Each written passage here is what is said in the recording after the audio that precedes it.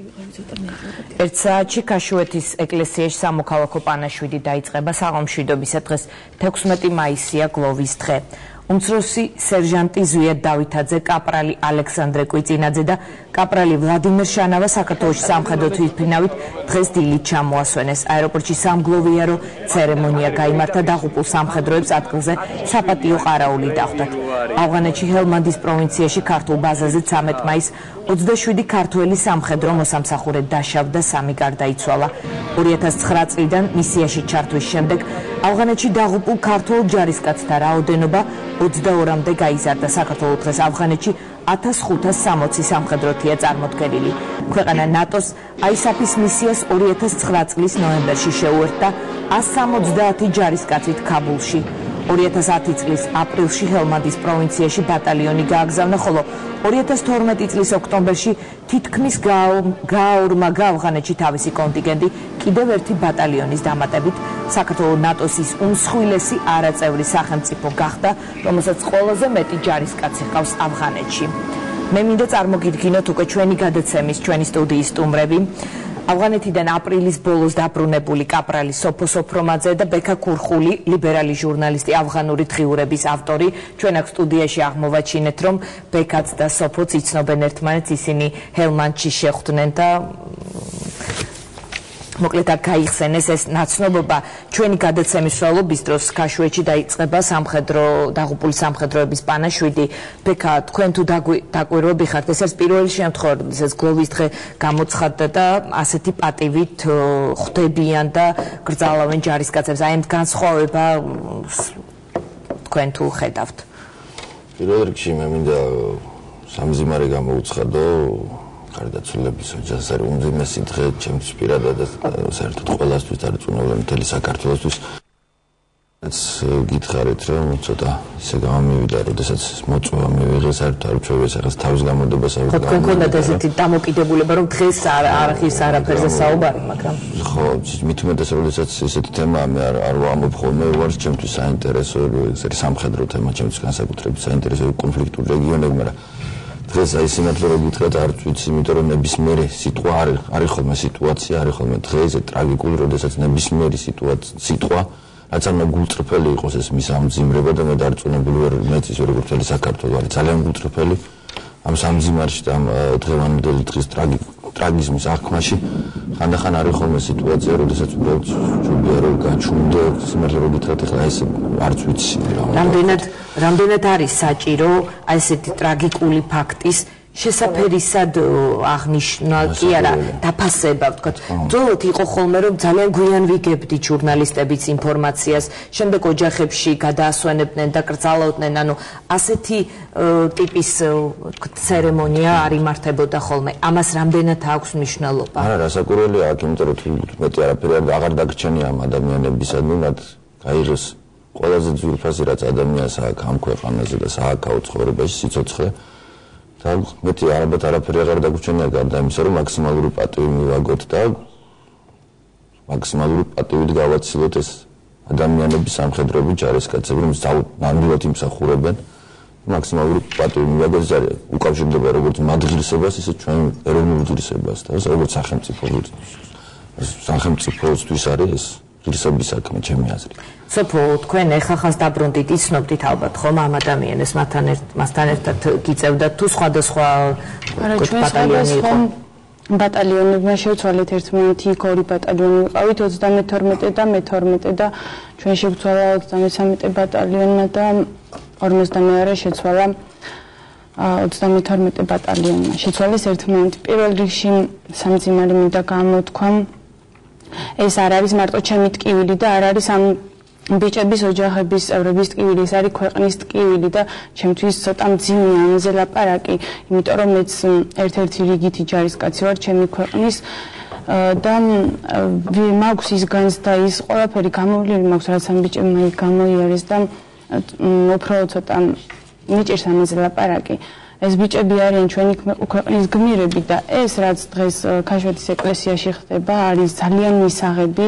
იცით რა, ქვეყანა უნდა იცოდეს რომ ყავს ძალიან ბევრი გმირი. არა მარტო ეს ბიჭები არიან გმირები დაღუპულები, არამედ ყველა ვისაც კი ფორმაცია, ვინც კი ჩვენი ქვეყნის სადარაჯოზე იბრძვის, ესე ვიტყოდი, ყველა გმირია, იმიტომ რომ ავღანეთში როდესაც ჯარისკაცი მიდის და როდესაც ფორმას იცმევს, თავიდან მოდი აქედან დავიწყებ, როდესაც ფორმას იცმევს ჯარისკაცი ხდები შენ, ეს რეალურია, რომ შენ ყველაფრისთვის მზად ხარ. მე პირადად როდესაც დავწმუნდი ჩემ გადაწყვეტილებაში, იცი რა, მე შევძლებ ყველაფერს, რომ ჩემი ქვეყნისთვის და თქვენი мотиваცია რა იყო? თქვენი სურვილი იყო რომ ავღანეთში წასულიყავით? ჩემი თქვენი мотиваცია, როდესაც არის მსხვერპლი, ყოველთვის იწყება საუბარი იმაზე, რომ ეს სხვისი ომია, თუ ეს არის ჩვენი უსაფრთხოებისთვის გაღებული მსხვერპლი. აი, თავად ჯარისკაცებში რა ტიპის განცდა ამ დროს? სხვისი ომი, მოდი ესე ნუ ვიტყვით და რატო? საერთოდ სოფლიოში მიმდინარეობს გლობალური პროცესები, ხო? და ქვეყანა მსოფლიო დგას ტერორიზმის საფრთხის წინაშე და ჩვენც რაღაცა გარკვეულ არავინ არ მოდის ავღანეთში ბრმად. მე ესე ვთვლი, რომ აი თქვენ კარგად იცით ალბათ, ხო? კი, კარგად ვიცი, რომ იმაპატიეთ ამ სიტყვის, უბრალოდ მე ჩემ ხედვას გეუბნებით და იქ რასაც ხედავდი ჯარისკაცების სულისკვეთებაში. ეს სხვისი ომი არა. როდესაც ხდება ქვეყანა ერთ-ერთ ქვეყანაში ტერორიზმი და ეს კონკრეტულად არ ნიშნავს იმას, რომ მაინც და მაინც ეს ჩემი ქვეყნის საზღვარზე იყოს. არის ხომ სოფლიო ტერორიზმის საფრთხის წინაშე, ხო? მე ვარ დედა, ვზრდი შვილს და არის ბევრი ჩემნაირი ადამიანი. შეიძლება ღმერთმა დაიფაროს ჩემი შვილი არა, იმის თანამამრობაზე ვიძახი. ანუ დღევანდელი ცხოვრებით არ ვცხოვრობ და არ ვფიქრობ მარტო და გარანტია არა მაქვს მე რომ ხვალ თუ ზეგ ეს ტერორიზმის საფრთხე ჩემ ქვეყანასაც არ დაატყდება თავს და სულად გაცნობიერებულია თქვენი მონაწილეობა ამ ოპერაციაში. კი, გაცნობიერებული იყო, იმიტომ რომ მე არ ვთვლი რომ ეს არის რაღაცა ზედმეტი.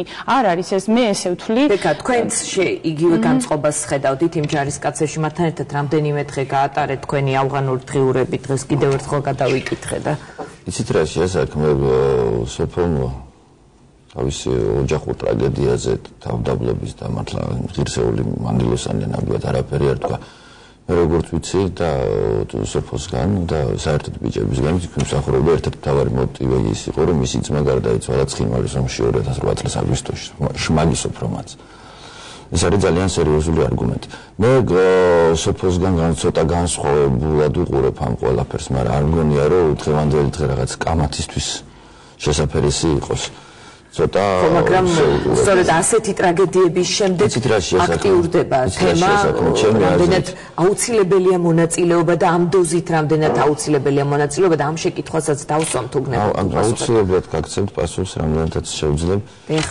თუ ჩვენ იქ ვართ და თუ ეს არის მოტივი ერთ-ერთი მთავარი, როგორ ნატოსკენ იმისთვის რომ ნატოსთან გადავდგათ ნაბიჯი და როგორც უყვართ ხოლმე თქმა პოლიტიკოსებს ნატოს კარზე ვაგაკუნებთ, რაც უფრო მეტი ჯარისკაცი გვეყოლება იქ მით უფრო ხომაღლა დავაგაკუნებთ, მე მას კატეგორიულად არ ვეთანხმები. ჩემი აზრით, ჩვენ ნატოსთან პირველად პრობლემები შეგვექნათ, ჩვენ ნატოს გარეთ დაგვეხურა 2008 წლის გაზაფხულზე, როცა მაპი არ მოგვცეს. ამან გამოიწვია 2008 წლის ომი და პირობა არის ესეთი მარტივი ძალიან, რომ ნატოში ვერ მიგიღებთ ძვირფასებო, ვიდრე თქვენ გექნება ტერიტორიული და სასაზღვრო პრობლემები.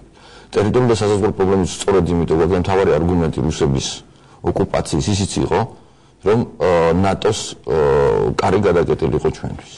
ეხლა ჩვენ რამდენად არ ღირს მონაწილეობა თუ უფრო სიმბოლური უნდა იყოს. მე წავიკითხავ ბექა პატარა ფრაგმენტს თქვენი წერილიდან.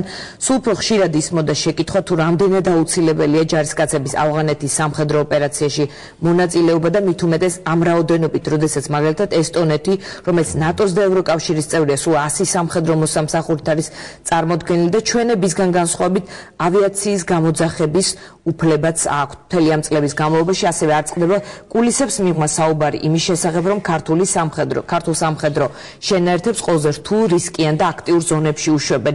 აი, ავიაციის გამოძახ, ანუ ვართ უფრო მეტი და ნაკლები უფლებები, სოფოსაც ვკითხავ ამის შესახებ. სოფომ რა თქმა უნდა ჩემზე კარგად იცის, მაგრამ ხო, ეს ფაქტურად ესე გამოდის. მაგრამ თავად ეს მე მოგახსენეთ ჩემი აზრი პოლიტიკიდან გამომდინარე, ხო, ნატოსთან დაკავშირებით და ასე შემდეგ, რა არგუმენტი შეიძლება მას პოლიტიკური თვალსაზრისით ქონდეს. რაც შეეხება სამხედრო თვალსაზრისით, მე დღიურებში მაგის გარდა ის მიწერე რომ აბსოლუტ უნიკალურ გამოცდილებას იღებენ ჩვენი სამხედროები. ამას ვერ წავალთ. უნიკალურ გამოცდილებას. როდესაც შენ ჯარს ამზადებ და როდესაც სამხედროებს აქვს სხვა მენტალიტეტი, როდესაც ადამიანი მიდის ჯარში ის ირჩევს პროფესიას, რომელიც არის პირდაპირ დაკავშირებული სიკვდილთან, ზედმეტ ლირიკას რო თავი დავანებოთ. პერსპექტივაში სამხედროსთვის ეს არის საქმე, თავარი საქმე, ამ ხალხს აქვს აბსოლუტურად სხვა მენტალიტეტი. აი ახლა მე არ შემიძლია რომ არ გავიხსენო ყობა ახვლედიანი, რომელიც იქ გავიცანი და რომელსაც ფაქტურად ძალიან მომდავის საერთო-ნაცნობი გამოგვადგა გალელია, პარტიზანი, ყოფილი პარტიზანებიდან და ასე შემდეგ. ამ ადამიანებს აქვთ სხვა მენტალიტეტი, სხვა დამოკიდებულება თავის ქვეყნისადმი. და ეს წმენა სოფელს ვეთანხმებ, რომ ისინი აკეთებენ რაღაც თვალსაზრისით ემსახურებიან თავის ქვეყანას, ეს აბსოლუტურად გულწრფელია მესმის ეს. სოფო, აი საუბრები სხვისი ომი, ხის თუ არა, ეს თქვენთვის იქ მყოფი ჯარისკაცებისთვის იმ დროს, როდესაც თქვენც იქ იყავით, ასეთი ტიპის საუბრები თქვენთვის ალბათ რაღაც გარკვეულწილად საწყენი არ არის? გითხრათ, კი, ჩემთვის საწყენია ეს და კიდე ერთს გეტყვით, გუშინ მკითხულ ინტერნეტში, Facebook-ზე რაღაც ბათვარიელები და წავიკითხე ესეთი, აი ვისთვის იხოცებიან ეს ბიჭები, ვისთვის კლავენ ამ ბიჭებს რაღაცა თანხების გამო მიდიან ჯარში, არ არის ეგრე დამიჯერეთ და რატო? ეს ჩვენთვის პირადად ჯარისკაცისთვის რომ ეს რო იცით რა მე თანხის გამო მივდივარ ავღანეთში და მაპატიე და ვიცი რომ ცალიფეხი მაქვს სამარეში ესე რო ვთქვათ ეს არის ჩემთვის შეურაცხყოფა რომ თანხის გამო ნებისმიერი ჯარისკაცისთვის ალბათ მოტივაცია არ არის განმაპირობებელი ვთქვათ ერთ-ერთი მოტივაცია შეიძლება ჩაითვალოს რომ ფინანსურ მოტივაციას ნებისმიერ სამსახურში ადამიანი მიდის იმისთვის რომ აიღოს ანაზღაურება იმიტომ რომ სჭირდება მას ყავს შვილი ყავს ოჯახი და მის ოჯახს სჭირდება პატრონი და მოვლა. მე თუ ვემსახურები ჩემს სამშობლოს და ჩემს სახელმწიფოს და აქვს სახელმწიფოს რომ გადამიხადოს თანხა ხო, ნებისმიერი სამსახური ხო ესია. რატომაც არ უნდა მოვიდეს სამხედრო ფინანსური მიზნით თუნდაც სამხედროში რომ მას აქვს მაღალი ანაზღაურება, ვთქვათ ესე და დაცულია მისი ოჯახი შეძლების დაგვარად ხო? მოდი სახელმწიფოსაც დაუდგეთ. გორჩი მე არ ვარ პოლიტიკოსი, არ ვარ პოლიტიკურ თემებში. ეს არის ყველაზე ნაკლები მოტივაცია ამ შემთხვევაში. იმიტომ რომ მე იქ ხედავდი ჯარისკაცების ეს განსაკუთრებით ავღანეთში. მე პირადადაც როგორც ქალმა, როგორც გოგო მივიღე უდიდესი გამოცდილება, ვიყავ ნახე უამრავი რამ. თუნდაც ის რომ როგორც ტკივათ მათ ერთმანეთის და მე პირადად მინდა რომ თქვა ამაზეც გადაცემის დაწყებამდე ჩვენ საუბრობდით, რომ როგორ ქალი ჯარისკაცი ცდილობდნენ მამაკაცები რომ თქვა რთულ ოპერაციებში არ ყოფილიყავით ჩართული და თქვა ამას თქვენი პროტესტი მოყვებოდა ამაზეც ხო პროტესტი მოყვებოდა იმიტომ რომ მე ვარ და მეამაყება და ამას ვიტყვი ყოველთვის ხმამაღლა მე მეამაყება რომ ვარ ქართველი გულზე მაწერია საქართველო და ვარ ჩემი ქვეყნის ერთ-ერთი რიგითი ჯარისკაცი ძალიან მეამაყება ამას ვამბობ გულით არ ვიცი მარტო ჩემი ძმიდან გამომდინარე არა მე სხვა არჩევანის უფლებას საკუთარ თავს არ მივცემდი მიუხედავად იმისა რომ ყოველთვის მინდოდა რომ ყოფილიყავი როდესაც ჩემი ძმა სამხედრო გახდა მეც მინდოდა მის გვერდით ყოფილიყავი ყოველთვის იმიტომ რომ ჩვენ ვიყავით ყოველთვის ერთად მინდოდა ქვეყნის სადარაჯოზე ყოფილიყავი მასთან ერთად და იცით რა როდესაც ამდენი გმირი ყავს ქვეყანას და ჩემი ძმა მით უმეტეს ჩემთვის არის ყველაზე დიდი ტკივილი ვიყავი ძალიან ცუდად მაგრამ არასოდეს არ ყოფილა სასწორკეთილობაში უი რა მეშველება ეხლა რა უქნა ძალიან განვის აი როგორ მტკივა ვერ წარმოიდგენ ჯარისკაცის ყველაზე ძალიან მტკივა სიკვდილი აი ეს ჩემთვის არის მართლა შოკი მაგრამ არასოდეს არ ვფიქრო უი ეხლა რა მეშველება ძმა დავკარგე რომლის არავინ არ გამაჩნია მეტი ორი ძმისშვილი დამრჩა და სხვათა შორის ბიჭები არიან ისენის და შვილი მყავს გოგო და მასაც სამხედროობა უნდა მე არ შევეწინააღმდეგები არასოდეს ჩემ შვილს გოგოსაც კი არ შევეწინააღმდეგები ბეკას დღიურიდან ნაწყვეტი წავიკითხე რომ ყველაზე რთულ და აქტიურ ზონებში უშვებენ ანუ რომ იყოს თქვა სიმბოლურად ერთი ბატალიონი და უფრო უსაფრთხო ადგილას ეს ხომ თქვენთვის იმ ადამიანებისთვის რომლებიც იქ მსახურობდით, მსახურობენ. ხო, აი ამ ადგილი მინდოდა უსაფრთხო ადგილი არის უსაფრთხოების გიხსნას ვეთანხმები ერთ რამში კატეგორიულად რომ ჩვენი ჯარისკაცებისთვის ფულის თვლა ძალიან უხერხული საქციელი. და მით უმეტეს მე როგორც ვიცი, ეს არის ყველაზე ნაკლები ანაზღაურება იქ უხერხული საქციელი ჩვენი ჯარისკაცებისთვის ჯიბეში ფულის თან ახლა გაიზარდა. თან მით უმეტეს მართლა ახლა გაიზარდა და იქ სოციალური პირობებიც მართლა ვერ წაართმევ, აი რაც ეს ხელისუფლება შეიცვალა, თავდაცვის სამინისტრო ძალიან აქტიურად მუშაობს ამ თვალსაზრისით და ძალიან კარგი. კიდევ მეორე ჩემი აზრი და ღმერთმენი ჯარისკაცებისთვის ჯიბეში საერთოდ ნებისმიერ ადამიანისთვის ჯიბეში ფულის პროფესია საშინელება და საკუთარ ჯარისკაცებს შენ ბოდიში და ჯამაგირი ამადლო არის ძალიან ცუდი საქციელი ჩემი აზრით ნებისმიერ შემთხვევაში მაგრამ აქ არის მეორე ფაქტორიც კი მე ვეთანხმები სოფოს რომ არსად არ მინახავს ქართველებს ისე უყვარდათ ერთმანეთი როგორც იქ ეს სხვადასხვა სოფლიდან ჩამოსული სხვადასხვა კუთხიდან ჩამოსული თბილისელი ბიჭები ერთმანეთს გიხუძ ქართველების ამბავი ხო იქ რო შეყრი ახლა იმ ავღანეთში და ჰელმანდში ერთმანეთის ფასი იქ არავინ არ აყავთ მე უბრალოდ ძალიან მტკივნეულია ჩემთვის თვითეული ესეთი ფაქტი აი მოგვიყევით თქვენი შტაბ-ეჭდილებას სუბიექტური დაკვირვება ისე რა ქვია რამდენიმე იმაზე ინტერვიუშიც ტელევიზიაშიც და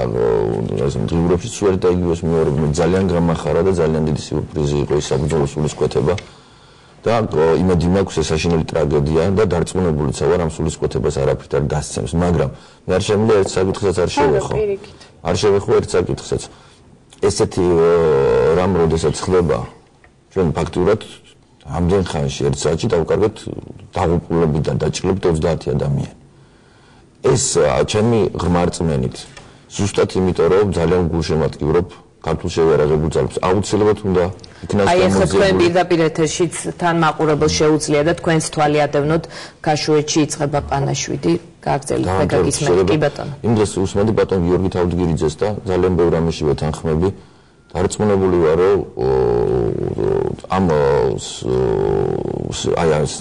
ამ შეტაკებას აუცილებლად სჭირდება გამოძიება გამოძიებაში არავითარ შემთხვევაში არ გულისხმობს ღმერთმა დაემფაროს და ჯვარი წერია ვინმეს დასჯას ან დაგვერდოთ პირიქით ზუსტად შეიარაღებული ძალის გაძლიერებისთვის ნებისმიერ ესეთ ფაქტს სჭირდება რომ რა მოგვივიდა რატომ მოგვივიდა როგორ შეიძლება ეს თავიდან აგვეცილებინა და რა შეიძლება რომ გავაკეთოთ რომ ეს მომავალში აღარ განმეორდეს არის პირველ რიგში თავდაცვის სამინისტროს საქმე და პრეროგატივა და მოვალეობაც კი გარკვეულწილად აი ესე ტრაგიკული სანახაობა და ესე ტრაგიკული დღეები აღარ გქონდეს ან რაც შეიძლება ნაკლები აი ესეთი თქვენ იყავით თქვენი ყოფნის დროს იყო თუ არა ასეთი შემთხვევა მაშინ თუ მოხდა ჯარისკაცის დაკარგვა ასეთი ტიპის ტრაგედიები იქ ადგილზე როგორ ვთქვათ ეს სულაც არ ამცირებსო მათ სულისკვეთებას არა პირიქით სრდის აი მე ძალიან განვიცადე მართლა ძალიან განვიცადე და იმას ვტიროდი რომ რატო იქ არ ვიყავი მაგ დროს და როდესაც ვიყავი საქართველოში და ვიგებდი დაჭრილების შესახებ ან დაღუპულების შესახებ მაშინაც